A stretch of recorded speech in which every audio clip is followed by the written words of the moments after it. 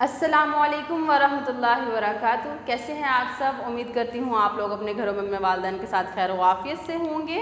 اللہ تعالیٰ مجھے اور آپ سب کو اس وبا سے محفوظ رکھے. 6 کلاس آج کا پیغام سن لیں. آج کا پیغام ہے فرائض میں سستی نہیں کرنی. مطلب جو ہمارے کرنے کے کام ہیں ان میں سستی نہیں کرنی، لاپرواہی نہیں کرنی، ٹال مٹول نہیں کرنی. تو کیونکہ جب تک ہمارے کام ہم خود نہیں کریں گے ہمارے کام بہتر طریقے سے نہیں ہو سکیں گے.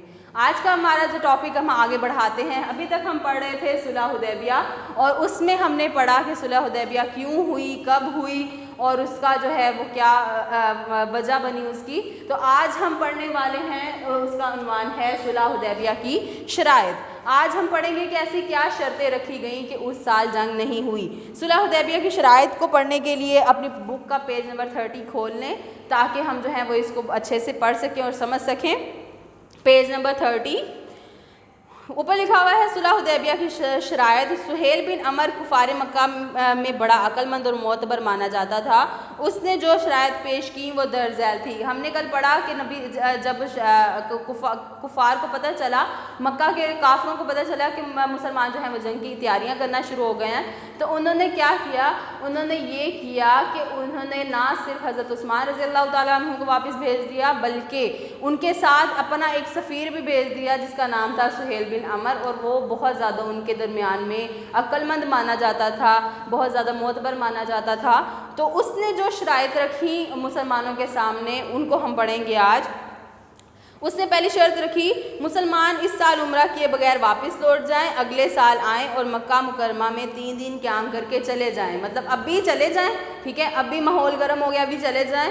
نیکسٹ ایئر آئیں، 3 دن یہاں پہ رہیں، عمرہ کریں، اور جو زیارتیں انہوں نے کرنی ہے وہ کریں، اور اس کے بعد 3 دن رہ کر واپس چلے جائیں.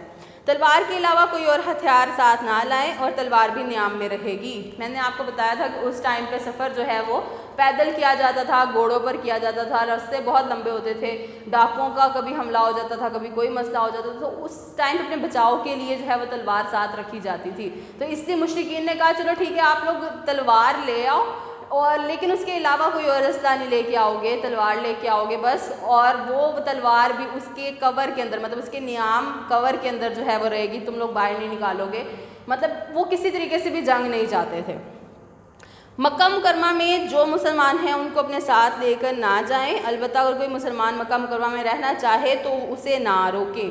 مطلب اگر کوئی مسلمان، مطلب وہاں پہ جو مسلمان تھے وہ جا چکے تھے مدینہ میں، لیکن کچھ ایسے کمزور مسلمان تھے جو وہیں پہ موجود تھے، وہ وہاں سے نکلنے کی طاقت نہیں رکھتے تھے. تو اس نے کہا کہ وہ جو مسلمان وہاں پہ پہلے موجود ہے تم لوگ آؤ اور ان کو تم لے کے نہیں جاؤ گے، ٹھیک ہے، لیکن اگر تمہارے ساتھ آیا ہوا کوئی مسلمان اپنا اسلام چھوڑ کر کافروں کے ساتھ دوبارہ ملنا چاہے تو تم اسے روکو گے بھی نہیں. آگے ہے، اگر کوئی کافر مسلمان ہو کر مدینہ منورہ جائے گا تو اسے واپس کرنا ہوگا، البتہ اگر کوئی مسلمان مرتد ہو کر مکہ مکرمہ آیا تو اسے واپس نہ کیا جائے گا. اب جو کافروں پہ بات آئی نا تو انہوں نے اپنی بات پلٹ دی.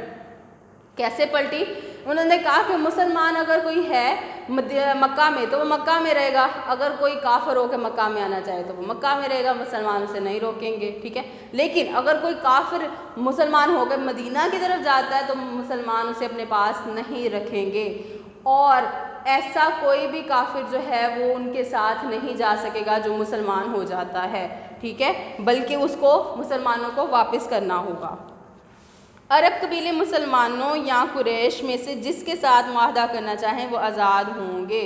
اس سے پہلے، اس معاہدے سے پہلے مشرکین نے مسلمانوں کو کوئی آزادی نہیں دی تھی کہ وہ اسلام کو پھیلا سکیں. مسلمان جہاں بھی علاقے میں جاتے تھے اسلام کو پھیلانے، مشرکین ان کے درمیان رستوں میں جو تھے نا روڑے اڑکانا شروع کر دیتے تھے کہ کہیں ان کی کہنے پہ کوئی اور مسلمان نہ ہو جائے، ٹھیک ہے. جب یہ معاہدہ لکھا گیا تو یہ بہت بڑا فائدہ ہوا کہ مشرکین نے خود ہی کہہ دیا کہ جو قبیلہ جس کے ساتھ چاہتا ہے دوستی کر لے، ان کو روکا نہیں جائے گا. اسی معاہدے کا فائدہ جو ہے وہ بہت زیادہ مسلمانوں کو ہوا، وہ انشاءاللہ ہم آگے پڑھیں گے کیسے ہوا.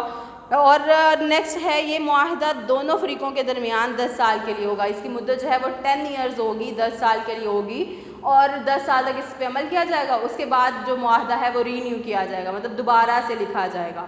اور اگر کوئی فریق ہے مسلمان یا کافروں میں سے دونوں میں سے کوئی جو ہے اس معاہدے کی خلاف ورزی کرتا ہے, ایک بات بھی نہیں مانتا, تو یہ معاہدہ ہم کینسل کر دیں گے, ٹھیک ہے, اس کو ختم کر دیا جائے گا, اور معاہدہ ختم ہونے سے جو ہے وہ جنگ بھی ہو سکتی تھی.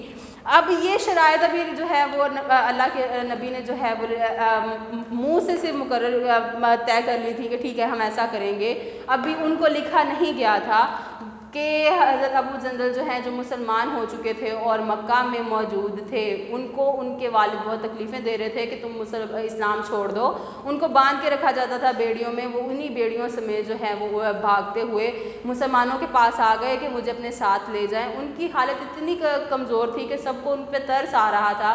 صحابہ چاہتے تھے کہ ہم ان کو ساتھ لے جائیں, لیکن کیونکہ نبی صلی اللہ علیہ وسلم طے کر چکے تھے کہ ہم کسی مسلمان کو ساتھ نہیں لے کے جائیں گے, اس لیے نبی صلی اللہ علیہ وسلم نے ان کو ساتھ لے کے جانے سے انکار کر دیا. سب کو دکھ تھا, اور نبی صلی اللہ علیہ وسلم کو بھی دکھ تھا کہ ہم ان کو ساتھ نہیں لے کے جا سکے, لیکن وہ صرف ایک مسلمان کے دکھ کو برداشت کر لینے پر بعد میں ان کو بہت سے فائدے بھی ملے کہ اللہ تعالیٰ نے پوری دنیا میں اسلام کو پھیلانے کا رستہ جو تھا وہ ہموار کر دیا, سیدھا کر دیا, اتنا کہ پھر نبی صلی اللہ علیہ وسلم نے واپسی پر دور دراز کے علاقوں میں اپنے صحابہ کے ذریعے خطوط بھیجے, جس میں جو ہے وہ بادشاہوں کو, سرداروں کو جو ہے وہ اسلام کی دعوت دی گئی, اور بہت سے مسلمان ہوئے, بہت سے لوگ جو ہے وہ مختلف مذاہب کو چھوڑ کر اسلام کی طرف آئے. یہ اتنا فائدہ ہوا. اور میں نے کل آپ لوگوں کو بتایا تھا کہ اس معاہدے کو اللہ تعالیٰ نے فتح مبین کہا تھا.